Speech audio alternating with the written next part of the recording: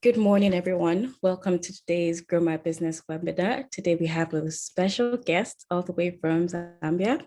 His name is Mwiya. He's going to be taking the session of how to use your business culture as a competitive advantage. A few house rules is that if you have any questions during each section, because we're having Mwiya first, and then we have Chi from Flutterwave share what Flutterwave has for business owners at the moment.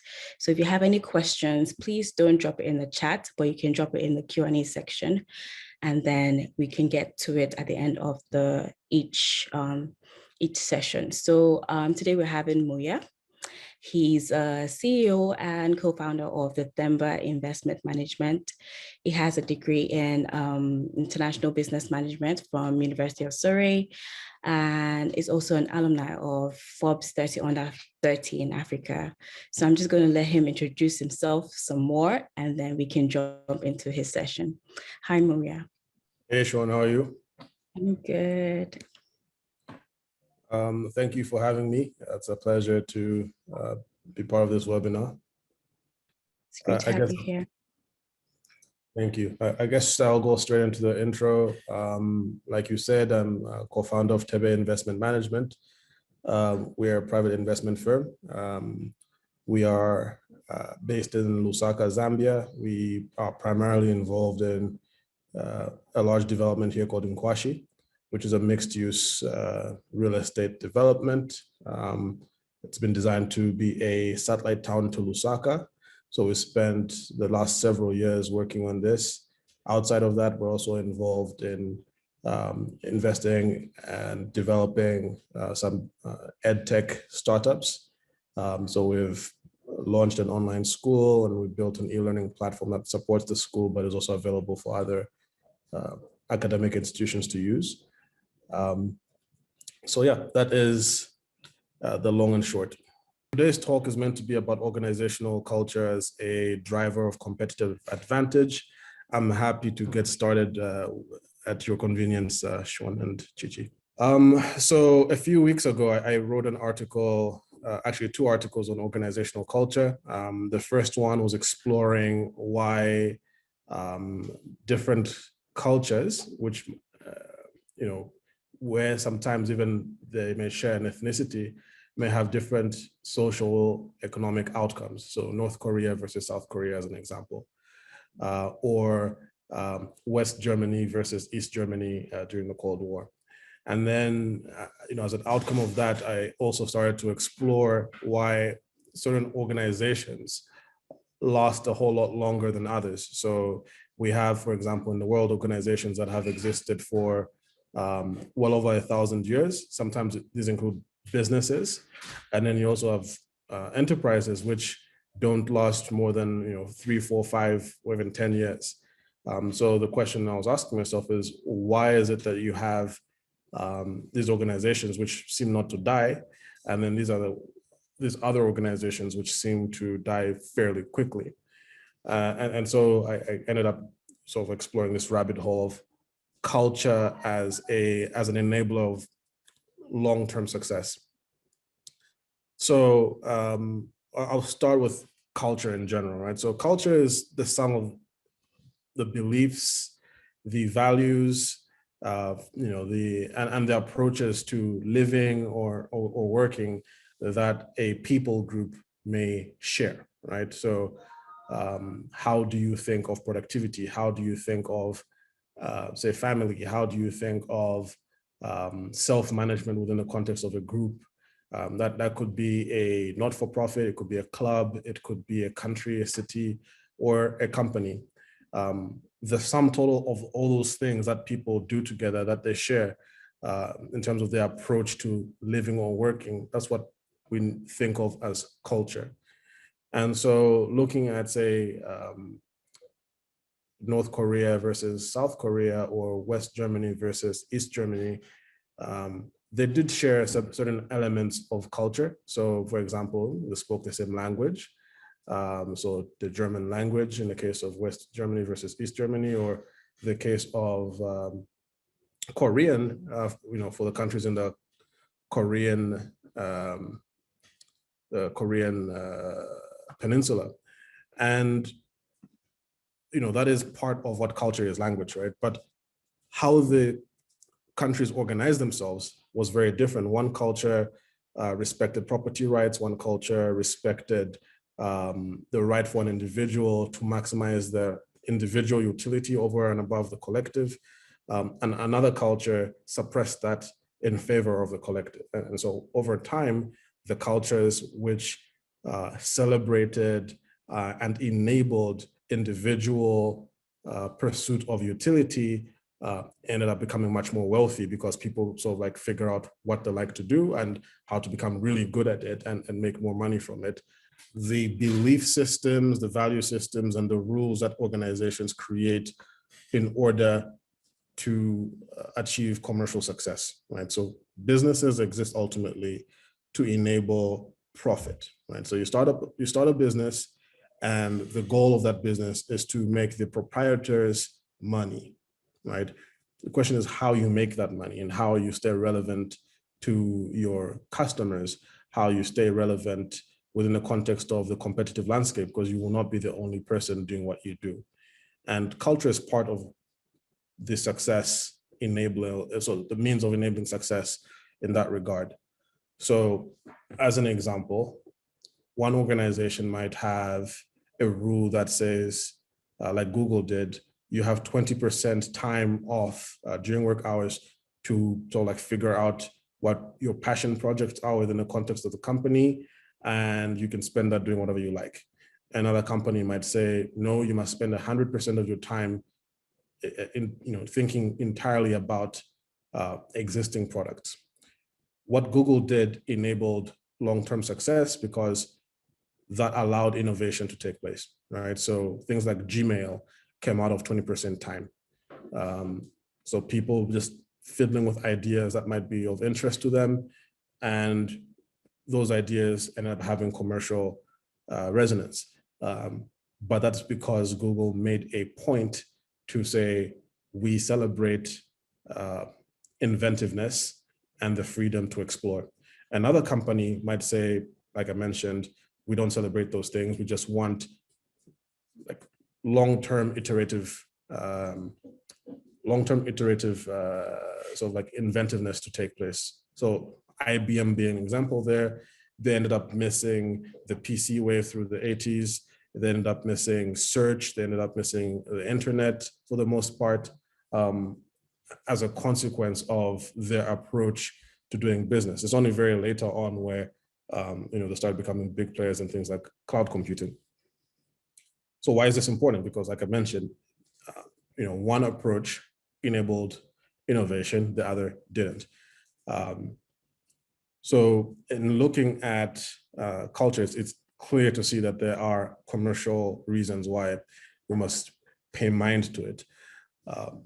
Now, thinking within the context of my original statement at the beginning when I was introducing the topic, like duration, right? Like sustaining success is ultimately the most important thing an organization can do. And that's because you aren't building a company that ought to have a life of just like a year or two or three. If ultimately you're thinking about building a multi-generational undertaking if you really want to be successful. And so the question is, how do you achieve that? And why is that important? It's important because the competitive landscape is just that. It's very competitive. People don't sit idly, watching each other and not learning from each other.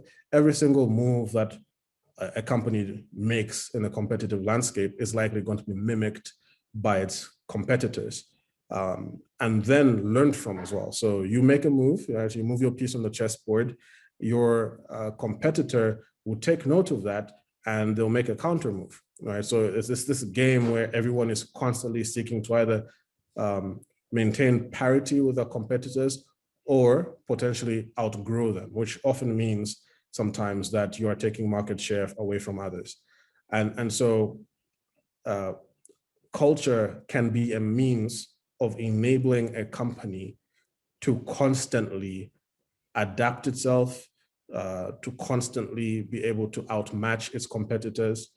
And it does this by managing itself ultimately. So culture starts right from, the recruitment process, right? Who are you selecting to join your organization? Why are you choosing that particular individual?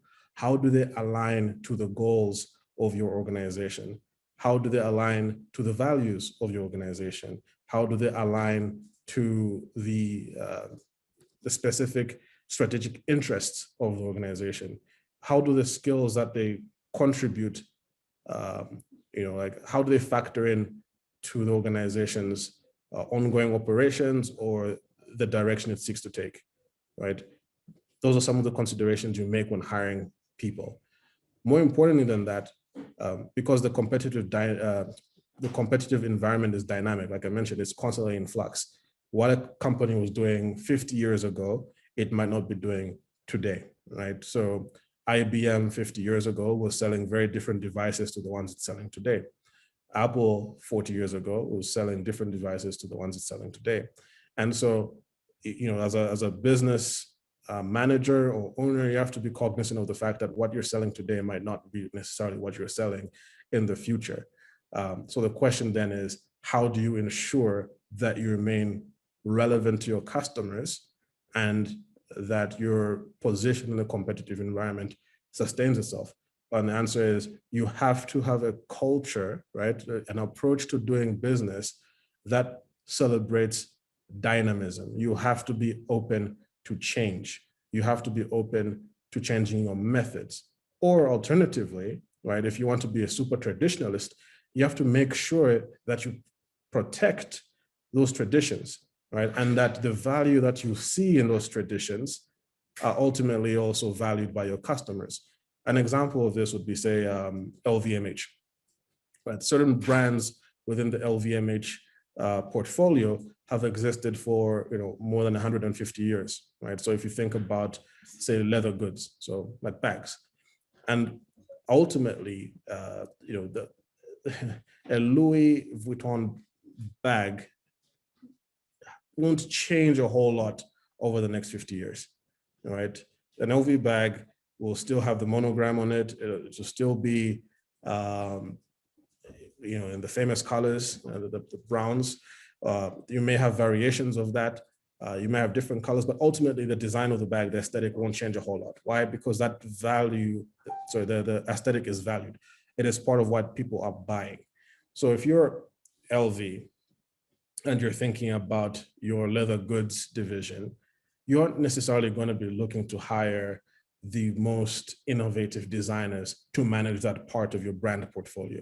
You're probably going to be thinking about the most traditional designers handling that part of the portfolio.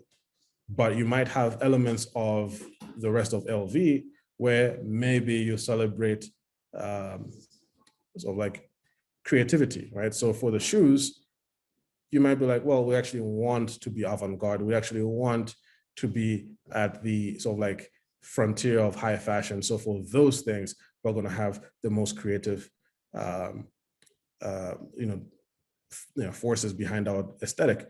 And somehow, as you're thinking about recruiting your people and keeping your people and harmonizing this dynamic between traditionalism and the frontier, you have to make those things work together. And the only way you can do that is by being able to celebrate your tradition, but also to accept change and place people in the places where these things can be sort of like harmonious. And your leadership, the people who end up leading your company, ultimately have to themselves be able to manage this dynamic internally. So they have to respect the past and tradition, but they also have to be looking forward.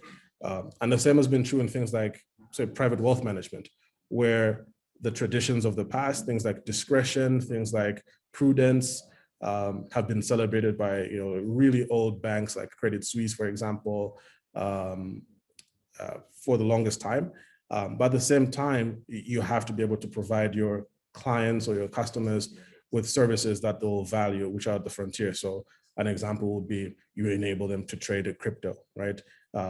So there's this dynamic that organizations have to balance when they're thinking about culture, where your identity as a business has to be very well defined and based on the values that you sort of like have created for yourselves, which you believe help you bring the type of customer that you want. But at the same time, you have to be able to embrace the fact that change will come, and you have to manage what sort of change you want. And ultimately, that's going to be defined by, or driven rather by, your customer expectations and what your competitors are also doing. Either way, the key here is you have to be very,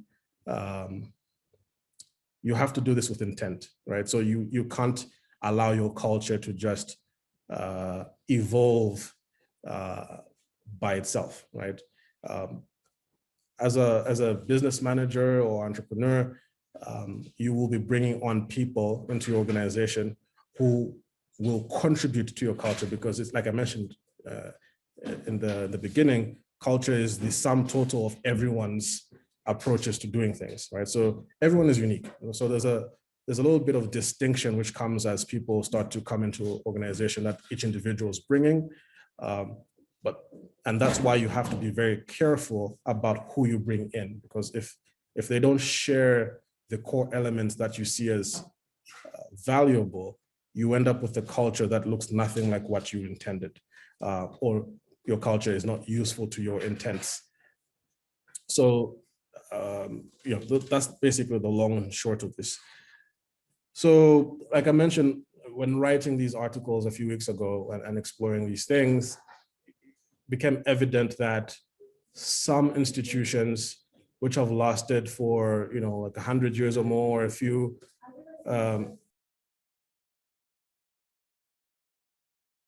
so some institutions which have lasted for, a few centuries or more, have certain things in common. One is that tended to be either managed or owned by a closely sort of like knit group of people.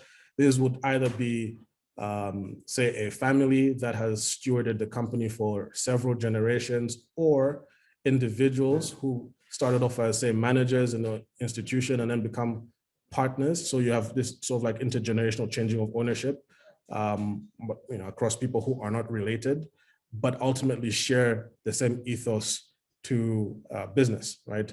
So they all have been trained the same way, they all believe the same things, they all approach business the same way. And this is true in business, it's also true in religion. So if you think about, say, the Roman Catholic Church, right? It's 2,000 years old.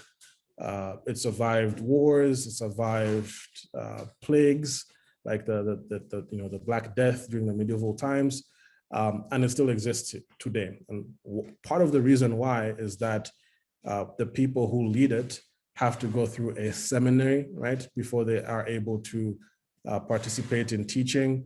So they have to spend several years learning the doctrines of the church. They have to spend several years being taught how to lead. They then are, taken to frontier provinces, typically, or church parishes, as they're called. They learn to lead there. They're part of sort of like teaching people the doctrines, and that sort of like creates this bond between them and the people who they lead, and they have to collaborate with others. And so these sort of traditions, which the individuals were involved in that particular religion, in a leadership context, go through, work such that by the time that individual becomes a bishop or a pope, right, they've had to spend 30 plus years learning the ropes, learning how to manage people across various classes and various socioeconomic contexts. And it creates for a dynamic sort of social political organization, for lack of a better term. And that culture of leadership has enabled that particular institution to last as long as it's existed. And what's true for them is also true for organizations such as, say, Barclays Bank, which was started in the 1600s, right? And this is now, many decades or many centuries after its founding, and it still exists. And it's funny how there are a lot of similarities between what, say, the Catholic Church does with regards to sort of building a cadre of leaders, and what organizations such as banks do, where, again, people would, in the old days at least, start off as, in the mailroom, work their way into being a clerk, and then work their way into being a manager of maybe a branch, and then work their way towards becoming the leader of the bank. All the while they're learning how the institution works, the different sorts of customers they have, the different sorts of processes that have to be managed, and they're building a healthy respect for the institution and its traditions that enables this sense of cohesion internally to be fostered, such that by the time that they're now leading it, they really regard this as an extension of their own identity, right? So they are proud to be a banker. They are proud to be a lawyer at XYZ firm. So those traditions had to be fostered. And so if you look at many successful global institutions today, they've basically taken this idea and adopted it at scale, where you start off as a graduate trainee, and then you go into a management trainee program, and maybe you are taken across different departments in the organization. You might be moved into different countries. You're learning the different types of customers you have, the different types of processes that you have to manage. You're sort of like allowing cross-pollination of the organization's culture between departments.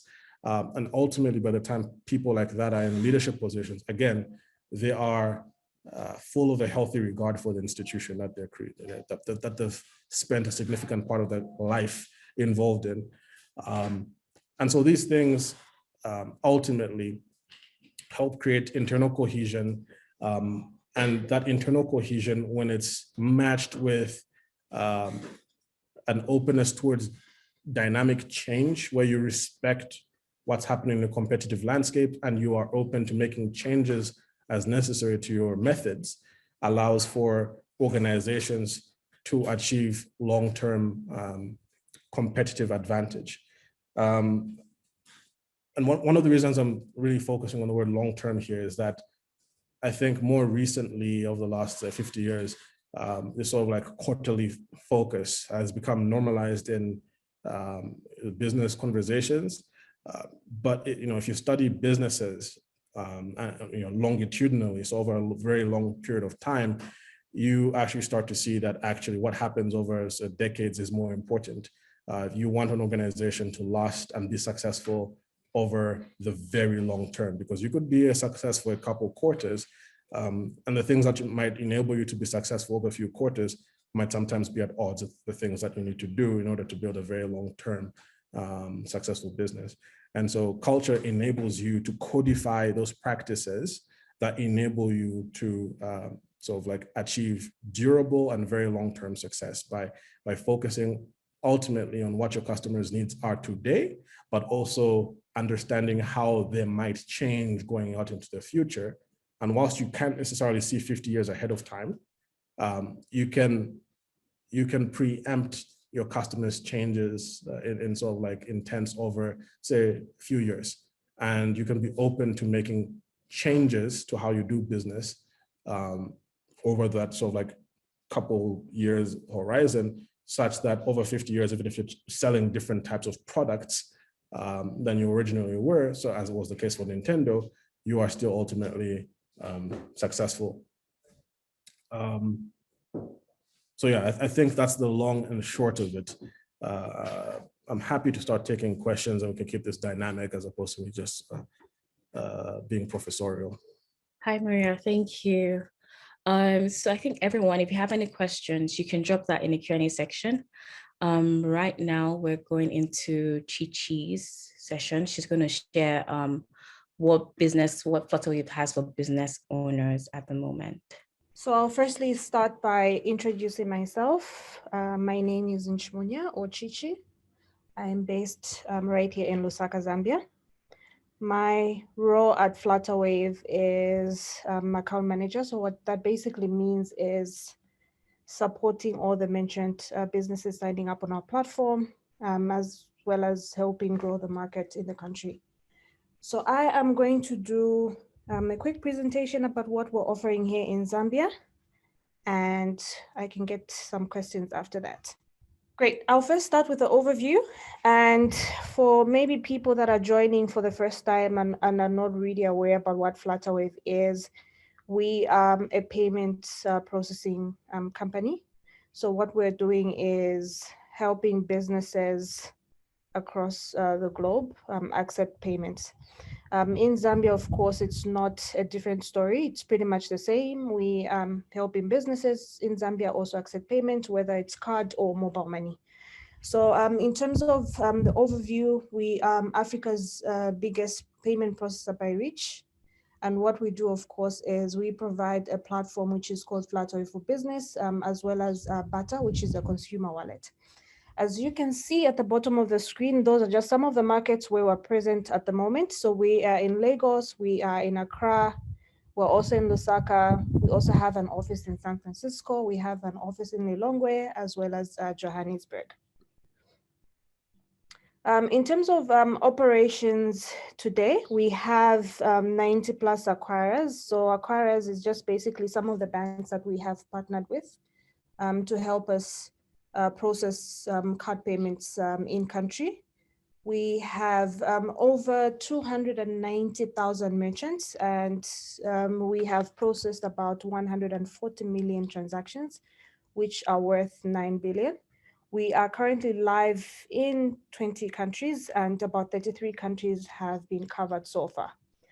In terms of the currencies that we have on our platform, we do process about 150 currencies.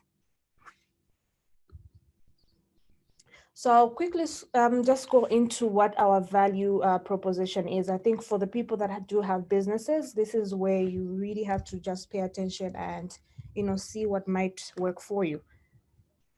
So in terms of what we're offering, we offer an end-to-end payment gateway. So what does this end-to-end payment gateway mean? The end-to-end payment gateway means that we have a platform that any business in Zambia can, sign up and, start to receive payments from their customers.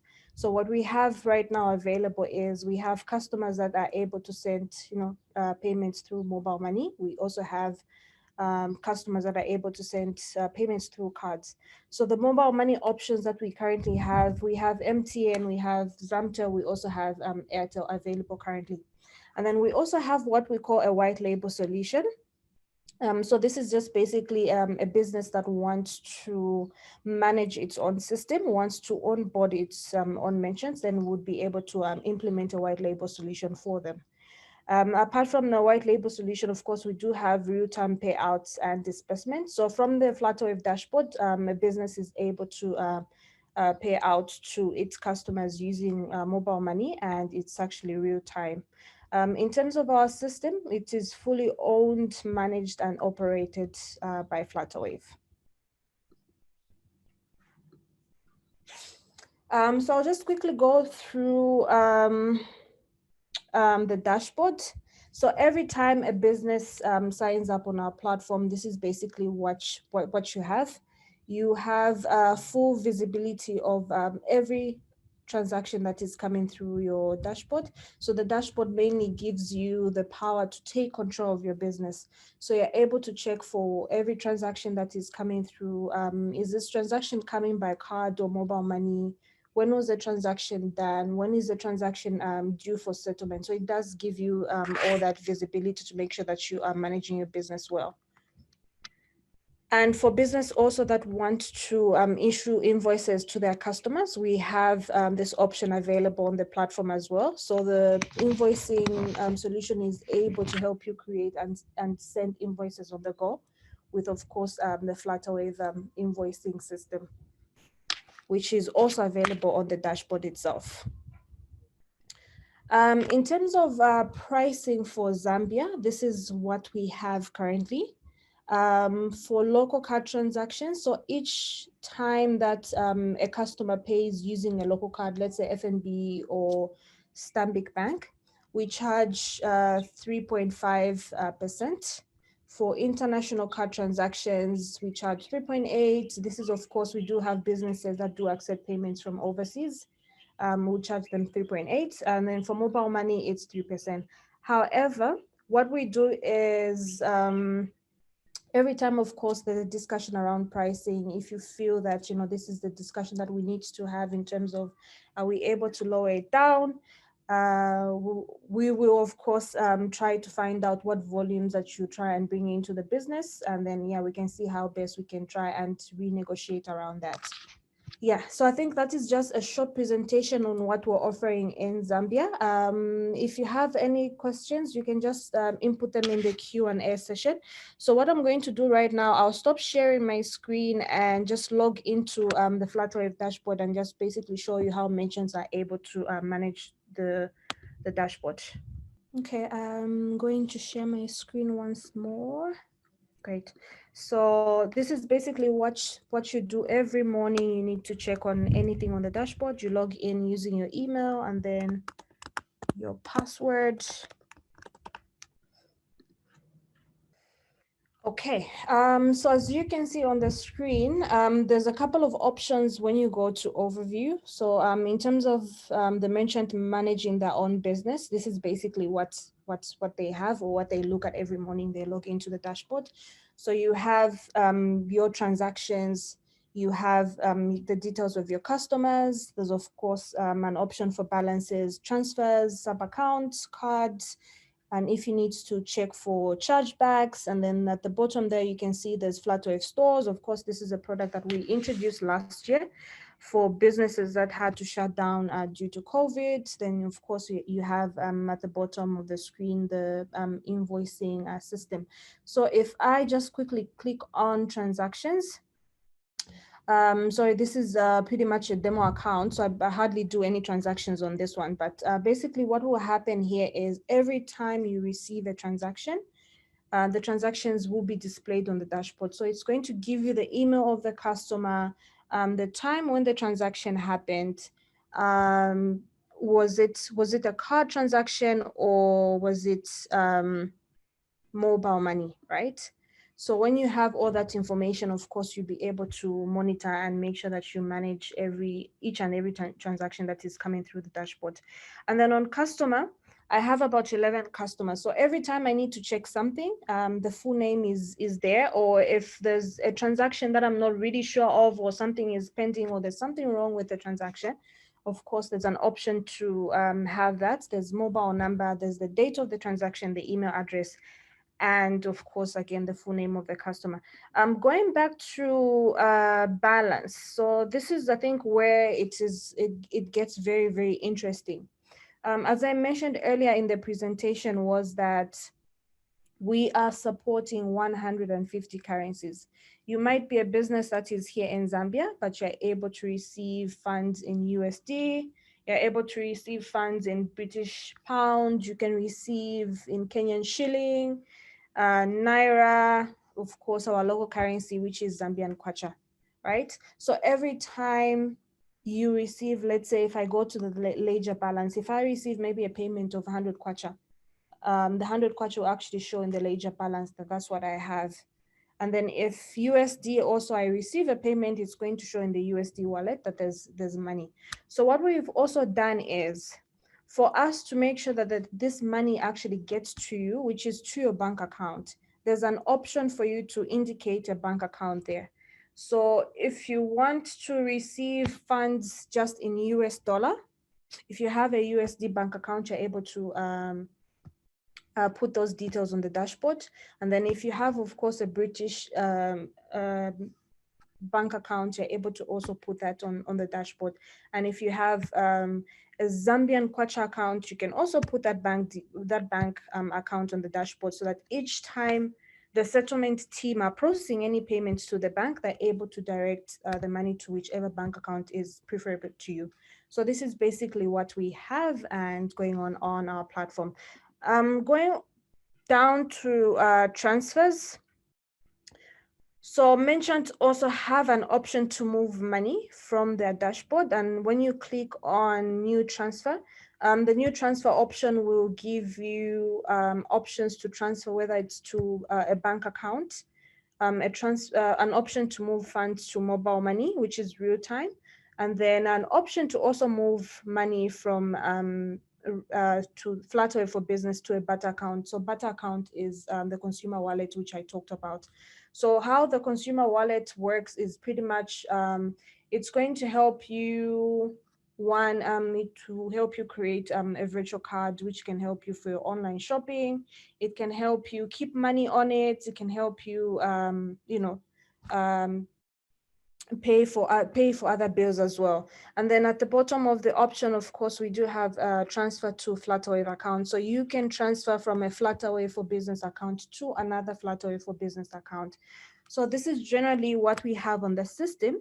And for businesses, I think I'll just quickly go to the invoicing part. So this is where, if you, I mean, now we know, finding ourselves in this pandemic, we can't maybe issue physical invoices and go and deliver, but why not use a platform that has everything and also has an option to issue in your invoices. So whenever you need to issue an invoice to a customer, there's an option for you to do that from entering all the invoicing information to choosing what currency that customer is paying you and what you want to appear on the invoice. So yes, so this is just basically a bit about how the dashboard works, how we just help businesses manage or navigate their way through making sure that they receive all their payments and they're keeping track of everything that is going on. Thank you so much. If there are any questions, I'll take some in during the Q&A. Okay. So I think the first question that's there is, what's the maximum amount that can be transferred? Okay. So what we normally do is we only put the transaction limits based on the payments that are coming through. So if you say that you be receiving maybe let's say 10,000 kwacha in a day, so we will put the limit according to what you're getting. So there's not really any maximum at the moment. So you can transfer as much as you want to, yeah. Hi, Chichi. So the next question, I can see that in the chat box. If you have any questions, please drop them in the Q&A section so it doesn't get lost in the chat box.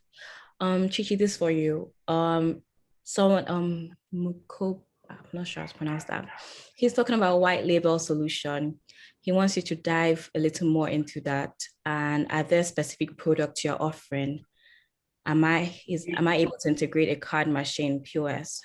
Okay, Mukopanja, thank you so much for that very important question. So currently in Zambia, we're not doing point of sale, but that is something that we're also trying to look into and implement in the near future. But in terms of the white label solution, so white label solution, basically how it works is if there's a business that would approach us, right, and they say that they want to manage their own merchants, like the way we have businesses come to us and they want us to onboard them and so they can start receiving payments. That's exactly how a white label solution would work.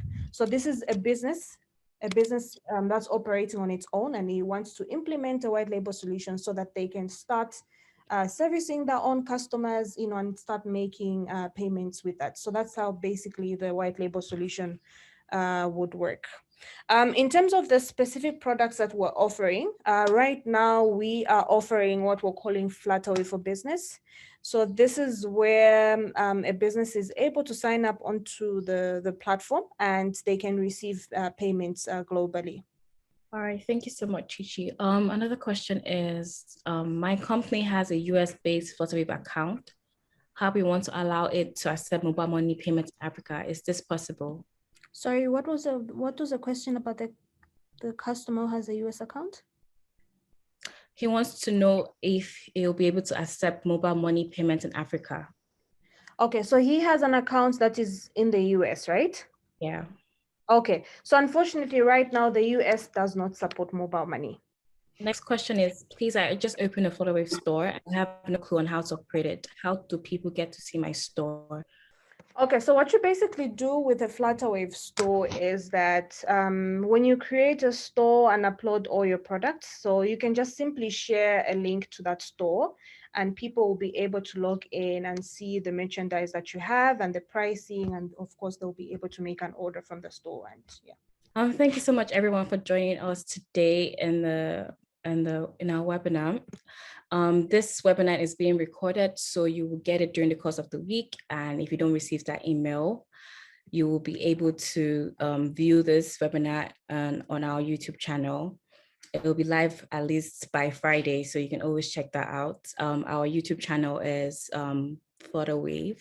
And if you have any issues or you just need help with setting up your store or setting up your Flutterwave for business, you can reach out to us at hi@flutterwavego.com. And also, if you like to reach out to us via our social media handles, it's Twitter and Instagram is at the Flutterwave. And for support issues on Twitter, it's at FLW support. So you can reach out to us. I hope you enjoyed this insightful session, and see you next 2 weeks on the next webinar. Thank you for joining.